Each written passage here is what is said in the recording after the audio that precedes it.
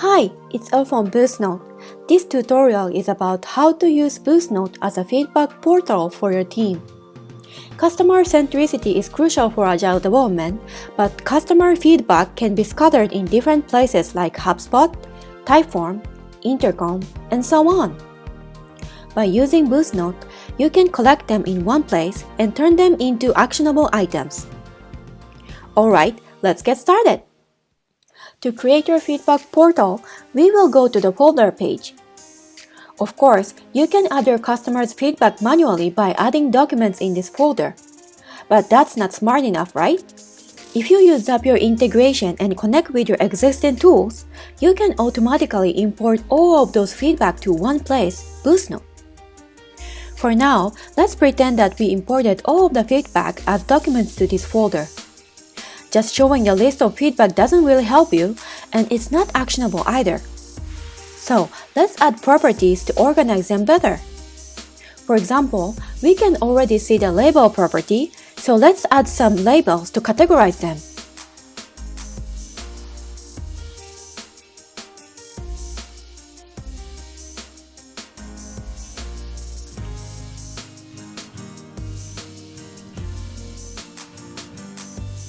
Next, add a time estimate to reckon how long it can take to solve it.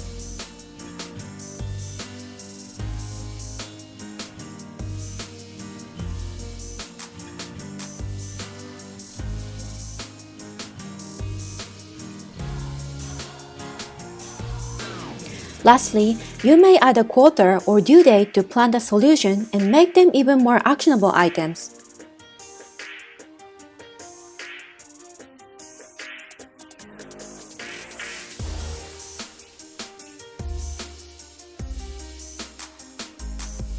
Once you have created this feedback portal, you can sort and filter the items to make them more manageable. So give it a try. First, if you want to sort this list, you can come to here and you can either choose latest update or title A to Z or title Z to A. Now, latest updated is selected, so let's try title A to Z. Now, you can see that add static props came to the top. Secondly, if you want to use the filter, you need to go to the Smart Views. From the Smart Views, you need to click this one and then create Add New Smart View. Let's say November feedback.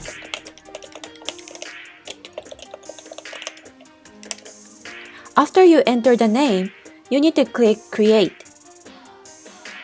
Now we have the new Smart View, so let's add some filter. Click Add the filter, and then you need to choose Label, and then User Feedback. Now click Update. Now you will see all the documents with User Feedback label. But I want to see the feedback that has a deadline in November. So let's add another filter. Click Add a filter, and choose Date, and choose Due Date. Should be between November 1st to November 30th. And then click Update. Now, seems it narrowed down to 3, but I cannot really see that when is the deadline. So let's add another property here.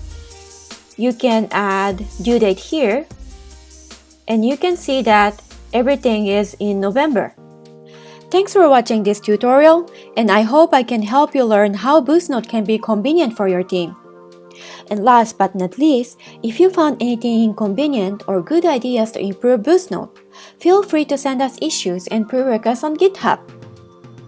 See you at the following tutorial. Happy coding!